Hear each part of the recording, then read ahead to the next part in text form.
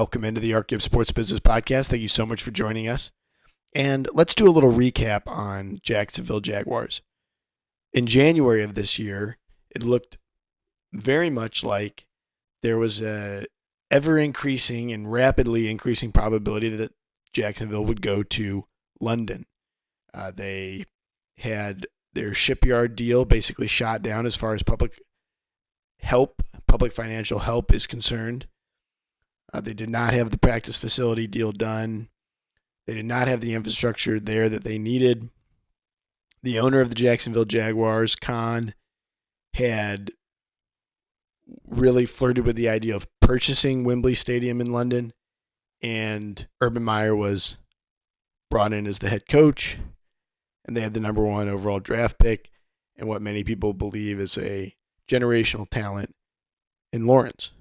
So all of that was coming together at once, and it looked very probable that they might move. Not that anyone announced that or anything like that, but there was sort of that feeling that really, whether they were going to move or whether they announced it or whether they really were ever going to move, there was at least the components that would point to a move being a huge financial boon for them and for the league, and that would be extremely hard to resist. There was sort of this situation of they were not getting help at home. They were selling out these Wembley Stadium games, making more money, I think almost like 10x than they were making in their game day revenue in their Jacksonville home games. They were making in the London home games. So all this came together and really at least created this scenario where there were a lot of financial benefits lining up to the move occurring, and specifically occurring with Jacksonville because of all those games they played over there. We've done a couple podcasts on this in the past in more detail on some of those different components. So you can go back and listen to those if you like. I'll put the link in the description below for those previous 2 episodes. But in this episode, we've got another update. So we've got this situation where, I take you back to January, that's what it looked like. Then from the previous episode, about a month ago, they finally got the practice facility deal approved. Of course, with COVID, the going over to London has happened less and less and less.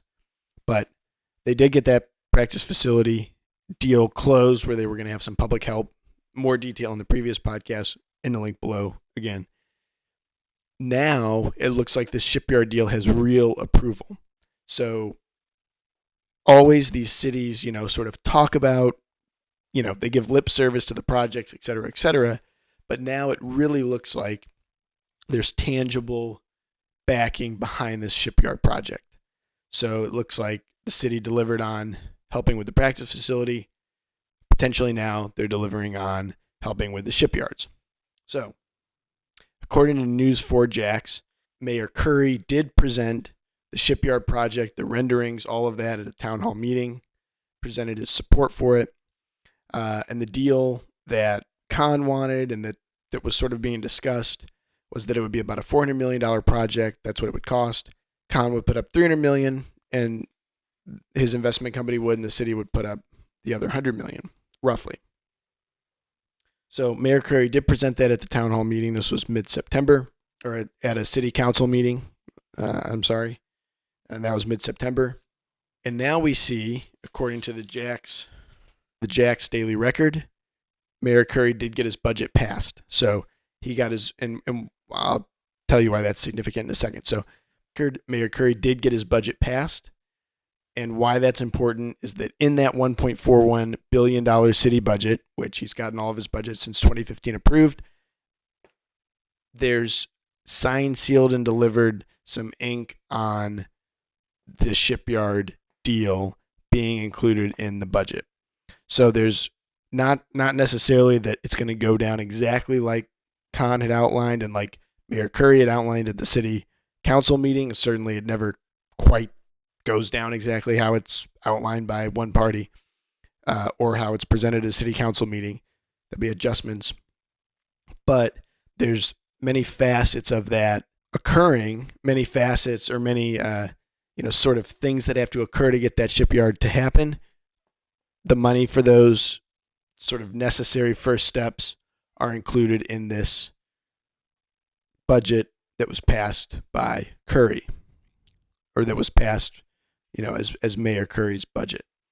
So again, according to the Jack's Daily Record, some of the items in this $1.41 billion budget, which again, the fiscal year, this is going to start October. So just to list some of the things, again, this is Jack's Daily Record.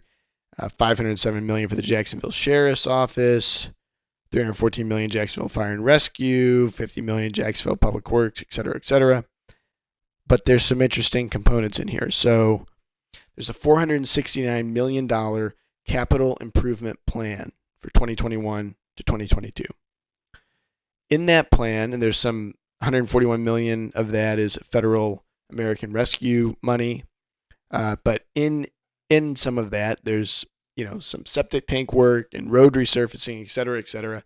But there's some specific components listed regarding direct payments to Jacksonville, or regarding direct payments for the Jacksonville some of the Jacksonville facilities, and some of the things that have to occur to clear up that shipyard area for development.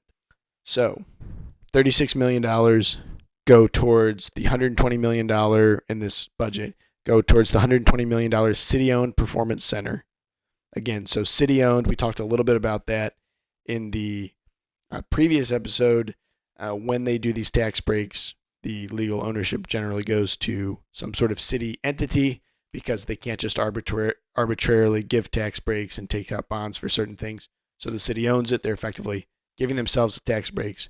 But it's not so simple, because they have this major tenant that they're building it specifically for. That major tenant leaves, and it becomes a Big Lots or something. It's a totally different situation. Anyway, so here's one of the interesting notes. $8 million in the budget to move the Jacksonville Fire and Rescue Museum to make way for the proposed Four Seasons Hotel, which is the anchor of this development within the shipyards. There's, within the plans, the Museum of Science and History going towards the shipyards. There's $12 million in this budget, specifically noted to help the Museum of Science and History move from the South Bank of Jacksonville to the shipyards area, development, etc.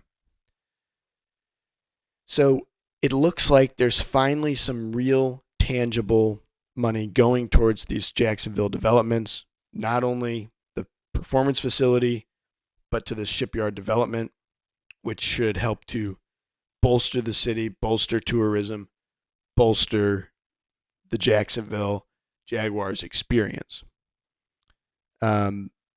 Will that stave off Jacksonville going to London? Potentially, maybe not, maybe. But it's certainly a much better position for the city of Jacksonville, Jacksonville administrators, etc., and for the team's prospects, really, to stay in Jacksonville than we were at the beginning of this year.